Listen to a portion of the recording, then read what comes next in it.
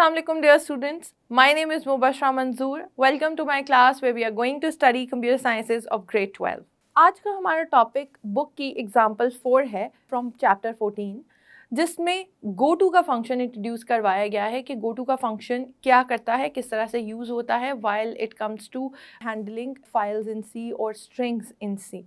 So let's move on towards the board. Students, इस particular lecture में हम discuss करेंगे एक एग्जाम्पल जो आपके बुक में एग्जाम्पल 4 के नाम से गिवन है. It is the program to read something from the file, यानी कि फाइल के कंटेंट जो कि हमने लास्ट लेक्चर में फाइल क्रिएट की थी, हम उसके कंटेंट जो है उसको रीड करेंगे और डिस्प्ले करवाएंगे on the screen. So the task is to read the content of the file and display it on the screen. इसके अलावा हम देखेंगे कि इसी प्रोग्राम में एक न्यू फंक्शन इंट्रोड्यूस किया गया है जिसका नाम है GoToXY function. It is available in the ConIO यानी console input output library of C language, और इसको देखेंगे कि इसका क्या यूजेज है. जो GoTo फंक्शन है, GoToXY is the exact name. It's moves the cursor to a specified location on the screen. अगर आप अपनी स्क्रीन को देखें तो स्क्रीन को अगर मैं कहूँ कि वो छोटे छोटे पॉइंट्स का कॉम्बिनेशन है, यानी छोटे छोटे पिक्सेल्स का कॉम्बिनेशन है, तो वो जो पॉइंट्स हैं अगर आप इस तरह से उन्हें एक्स वाई कोऑर्डिनेट्स के अंदर अज्यूम कर लें, यानी आप अपनी स्क्रीन को ही सेंटर से डिवाइड कर लें हॉरिजॉन्टल और वर्टिकल एक्सिस में, तो आपको ये बिल्कुल ऐसे ही लगेगा जैसे कि एक आपके पास 2 डायमेंशनल कोऑर्डिनेट सिस्टम बन गया है. अब आपको ऑलरेडी पता है कि 2 डायमेंशनल कोऑर्डिनेट सिस्टम में मूव करने के लिए यू नीड पॉइंट लोकेशंस, यानी कि आपके पास पॉइंट के कोऑर्डिनेट्स होने चाहिए, तब you can reach to a certain point, जिसमें आपको पता है कि हम डिस्टेंस भी कैलकुलेट करते हैं.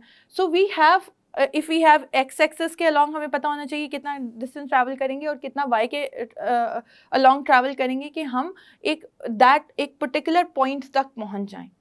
सो GoToXY फंक्शन ये करता है कि वो कर्सर को उस पॉइंट पे मूव करवा देता है जिसके कोऑर्डिनेट्स हम प्रोवाइड करते हैं. अगर आप GoToXY का सिंटैक्स देखें तो syntax is very clear and implied, क्योंकि उसके अंदर 2 पैरामीटर्स हैं. First parameter is integer columns and second is integer rows, यानी कि कितने नंबर ऑफ कॉलम्स हैं या कितनी नंबर ऑफ रोज हैं वो आप मेंशन करेंगे, तो it will be placing the cursor on the location where you have specified it to B.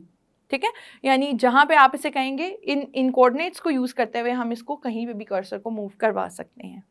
So that is the function that will be introduced in this particular example, which is different from the earlier functions. और फिर हम देखते हैं कि किस तरह से हम और तरह की चीज़ें यूज़ कर सकते हैं. फॉर एग्जांपल हम f gets को कैसे यूज़ कर सकते हैं in order to read the contents and how are we going to display it on the screen. Again यहाँ पे एक इम्पॉर्टेंट लाइब्रेरी जो है वो कंसोल इनपुट आउटपुट की है, because whenever you deal with the output screen you need that library. ठीक है, so let's move on to the board and an example. So students, जैसे कि हमने डिस्कस किया कि इस लेक्चर में हम देखेंगे कि जो फाइल हमने लास्ट लेक्चर में क्रिएट की थी यूजिंग fputs फंक्शन, उसको हम fgets फंक्शन के थ्रू किस तरह से रीड कर सकते हैं उसके कंटेंट को, और किस तरह से हम उसको डिस्प्ले करवा सकते हैं on the console. Now when the console is also in the process और in the discussion, we will have to include the header file conio.h as well, right? जब भी हम उसका कंसोल का कोई जिक्र करेंगे या उसके साथ कुछ हम छेड़छाड़ करने की कोशिश करेंगे, तो then we will need the conio header file, क्योंकि उसके बगैर आप कर्सर को या उसके जो स्क्रीन है उसको चेंज नहीं कर सकते या उसके अकॉर्डिंग उस पर कुछ काम नहीं करवा सकते. So let's start with the program. इस प्रोग्राम में हमने जो फाइल ऑलरेडी एग्जिस्ट की हुई है कॉन्टेक्ट्स के नाम से, जो कि मेरी डी ड्राइव में सेव हुई है, उसको हम रीड करने की कोशिश करेंगे. So we'll start with the simpler one, include stdio.h, simple libraries, क्योंकि ये सारे के सारे फंक्शन उसी में अवेलेबल हैं. देन वी हैव conio.h, यानी console input output dot H. उसके बाद हम क्या करेंगे कि अपना मेन प्रोग्राम क्रिएट करेंगे.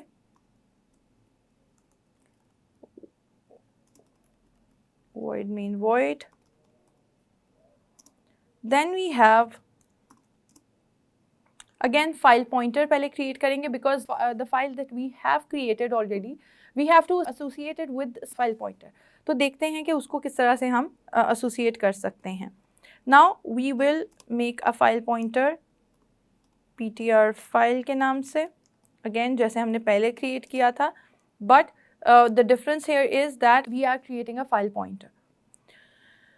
ओके, उसके बाद आप कैरेक्टर टाइप का एक वेरिएबल क्रिएट करें जो कि कैरेक्टर टाइप का है, and then we have integer. हमें पता है कि जो f गेट्स है दैट हैज़ 3 पैरामीटर्स, जिसमें एक इंटीजर टाइप का है, एक कैरेक्टर टाइप का है और एक फाइल पॉइंटर है।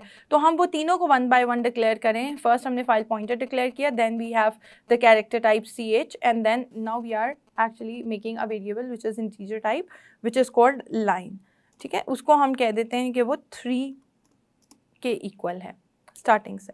ठीक है, अच्छा, आपकी बुक में क्लियर स्क्रीन का एक फंक्शन यूज़ हुआ है जिसको मैं पहले भी यूज़ करती रही हूँ। आपने देखा है कि क्लियर स्क्रीन का फंक्शन हमने पहले यूज़ किया है डिफरेंट प्रोग्राम्स में, और उसका ऑल्टरनेट फंक्शन भी मैंने आपको बताया था डेफ C++ के लिए, क्योंकि it works perfectly fine with जो turbo C++, but it does not work with def C++।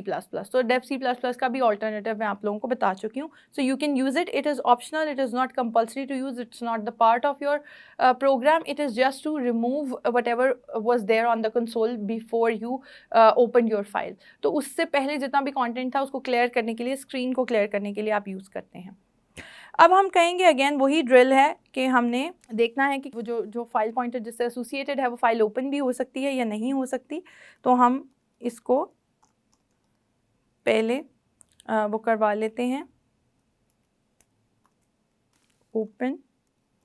सबसे पहले हम यही चेक करेंगे कि क्या वो फाइल वहाँ एग्जिस्ट करती है, ओपन होती है या नहीं होती। उसके बाद हमने डी ड्राइव में मैंने ये सेव की हुई थी फाइल, तो डी ड्राइव से ही मैं उसे एक्सेस कर सकती हूँ। अगर आपने किसी और पाथ पे उस फाइल को रखा हुआ है तो आप उसी फाइल का पाथ जो है वो देंगे। contacts.txt उसका नाम था फाइल का, और यहाँ पे अब मैं जो मोड यूज़ कर सकती हूँ वो मोड है रीड मोड, क्योंकि now I don't have to write anything in that file, I don't have to edit that file. वो भी हम करेंगे, हम देखेंगे कि मॉडिफाई या अपेंड किस तरह करते हैं फाइल के अंदर, लेकिन in this particular program we are discussing कि फाइल को रीड कैसे करना है, कंटेंट को रीड कैसे करना है। The file already exist, we can use read mode in order to see the contents of those files. ठीक है, तो इसका मतलब ये हुआ कि अब हमारे पास एफ ओपन के बाद आप ये चेक कर लेंगे कि क्या वो नल के इक्वल तो नहीं है, नल कैरेक्टर तो रिटर्न नहीं करा, because if it returns null character it means that there is an error, और and in that case you will see के जो प्रिंट एफ करवा दें, एक मैसेज प्रिंट करवा दें कि फ़ाइल ओपन नहीं हो सकती।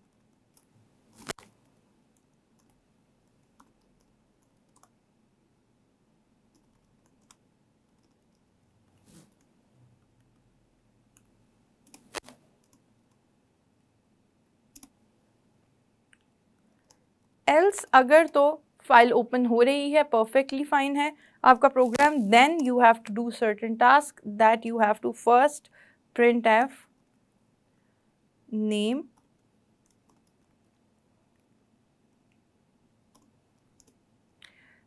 now you will use another function which is go to xy। जैसे कि मैंने आपको पहले बताया कि go to xy एक ऐसा फंक्शन है जिसको हम यहाँ पे यूज़ करें, और go to xy की वजह से ही हम conio.h की हेडर फाइल यूज़ करें, because you are going to control where your cursor will be or where your entry will be on the screen।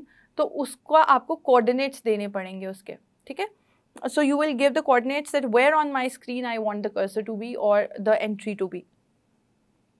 तो उसके साथ आप कहेंगे कि फॉर एग्ज़ाम्पल मैं कहती हूँ 35,1 जो है ना, उस लोकेशन पे या उस पोजीशन पे मुझे चाहिए मेरा नेम, ठीक है। देन आप कहेंगे प्रिंट एफ, अगर आप यहाँ पे देखें तो एक मिस्टेक हुई है कि प्रिंट एफ का पी कैपिटल था। उसके बाद आप कहेंगे कि फ़ोन जो है, फ़ोन नंबर वो डिस्प्ले करवाना है, and with this I'm writing \n because there will be new entry every time it will read one string। तो नेम की स्ट्रिंग वो लेगा, उसके आगे हम प्लेस करेंगे टेलीफोन नंबर और उसके बाद एक नेक्स्ट लाइन का ऑपरेटर मैंने दे दिया है, यानी कि नेक्स्ट लाइन के बाद आप नेक्स्ट नेम और नेक्स्ट टेलीफोन नंबर जो है वो ऐड करेंगे। अब अगर देखें यहाँ तो उसके बाद एक in order to make it like a table hyphens या अंडरस्कोर के साथ आप एक लाइन प्रिंट करवा सकते हैं और उसके बाद एक \n ताकि वो नेक्स्ट लाइन पे चला जाए। Now will write the loop, क्योंकि उसने स्ट्रिंग बाय स्ट्रिंग उसको रीड करना है तो you have to write it in the loop, right. वो तब तक रीड करता रहे जब तक कोई कंडीशन मीट नहीं हो जाती। And what will be that condition, वो हम लिखेंगे उसके एंड पे। वाइल उसके स्टार्ट में, क्योंकि वाइल लूप यूज़ कर रहे हैं, लास्ट जो हमारा लेक्चर था उसमें हमने डू वाइल लूप यूज़ किया था, तो वाइल के साथ हमने कंडीशन दी थी यानी एट द एंड। और यहाँ पे क्योंकि हम वाइल लूप यूज़ कर रहे हैं, while loop require you to write the condition up front, तो यहाँ पे हम लिखेंगे कि कैरेक्टर जो है, अगर it is the character that we have mentioned over here is get C, जो गेट सी से रीड कर रहे हैं हम पॉइंटर फाइल से। गेट सी का आपको ऑलरेडी सिंटैक्स पता है कि उसके अंदर आप फाइल पॉइंटर जो है वो उसका नाम देते हैं, फाइल का नेम देते हैं बेसिकली, फाइल पॉइंटर तो नहीं देते, पॉइंटर का नाम। Is not equal to EOF, यानी जब तक आपके पास एंड ऑफ फाइल नहीं आ जाता you have to read it until it is not, character is not equal to end of file, ठीक है। तो अब ये तब तक रीड करता रहेगा स्ट्रिंग्स को जब तक के एंड ऑफ फाइल नहीं आ जाता, एंड ऑफ फाइल इनकाउंटर नहीं हो जाता।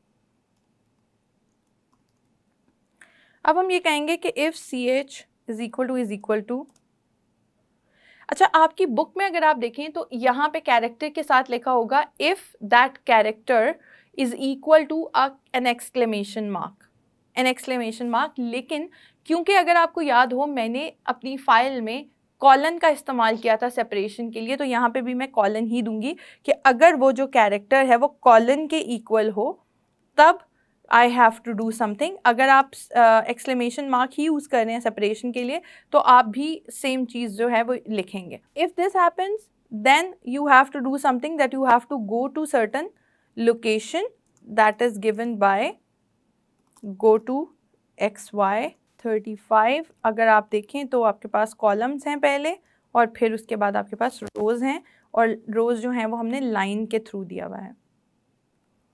इसके बाद हम कहेंगे else if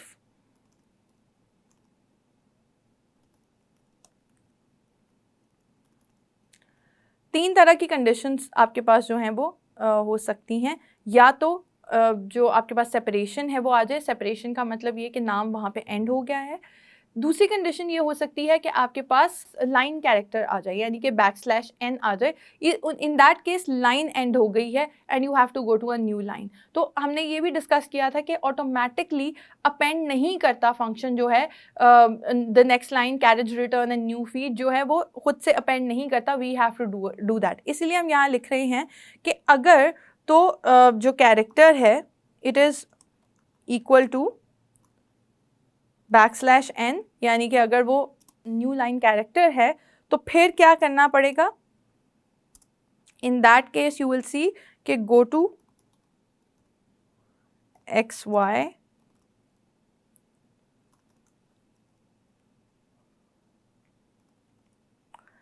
one comma ++ line, ठीक है। अब आपने उस लाइन में एक प्लस करवा के यानी नेक्स्ट लाइन पे उसको प्रिंट करवा दिया है। अगर आपके पास नेक्स्ट लाइन आ जाता है तो आप क्या कर रहे हैं, आप कह रहे हैं कि प्रिंट तो करवा दें बट ++ का साइन हमें ऑलरेडी पता है प्रीफिक्स में तब यूज़ होता है एडिशन या इंक्रीमेंट का साइन, जब आप कहते हैं कि इसमें पहले ऐड करवाएं कुछ। सो लाइन में अगर पहले 3 था तो it will go to the next line +1 में and then it will do something और रीड समथिंग, ठीक है। उसके बाद हम कहते हैं कि एल्स में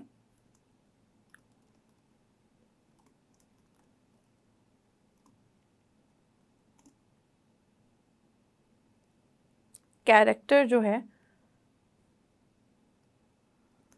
वो कैरेक्टर बाय कैरेक्टर आपने रीड करना है,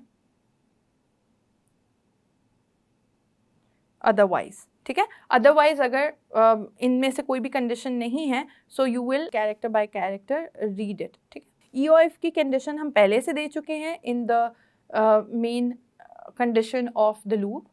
दूसरी कंडीशन हमने कॉलन की दी थी, क्योंकि उसमें हमें पता है कि जहाँ पे सेपरेटर आएगा वहाँ पे नेम जो है, नेम की स्ट्रिंग कंप्लीट हो गई है और उससे आगे टेलीफोन नंबर की स्ट्रिंग स्टार्ट हो जाएगी, तो वहाँ पे भी हमने एक कंडीशन लगा दी। और एल्स अगर कोई ऐसी कंडीशन नहीं है, it will keep on reading the characters of that string, ठीक है। तो उसको प्रिंट करवाते जाना है स्क्रीन पे। अब लास्ट काम हमारा सिर्फ ये रह गया है कि we have to close that file that we opened. तो उस फाइल को हम क्लोज कर देते हैं एफ क्लोज के फंक्शन से। एफ क्लोज का फंक्शन लिखते हैं, उसके अंदर सिर्फ फाइल का नाम देते हैं विच वॉज ptr फाइल, और उसके नीचे अगर आप देखें तो simple get ch।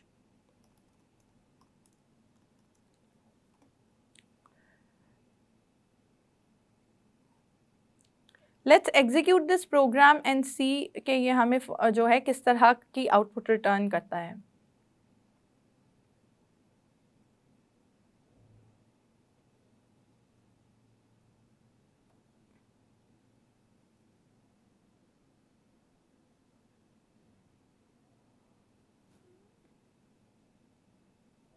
Students, I hope आज का लेक्चर आपको समझ में आ गया होगा। हम इन कॉन्टिन्यूएशन टू लास्ट लेक्चर ये पढ़ रहे हैं कि किस तरह से आप स्ट्रिंग्स को रीड और राइट करवा सकते हैं इनटू अ फाइल, और उस तरह से फिर हमने ये भी देखा कि उसके साथ साथ एसोसिएटेड और फंक्शंस कौन कौन से हो सकते हैं। गो टू फंक्शन एक ऐसा फंक्शन है जिसको स्टैंड अलोन हमने इस लेक्चर में डिस्कस किया है। इसको हमने प्रोग्राम में भी इंट्रोड्यूस किया और देखा कि किस तरह से हम इसको यूज़ कर सकते हैं, इसका पर्पज़ क्या होता है। सो अंटिल नेक्स्ट लेक्चर, अल्लाह हाफ़िज़।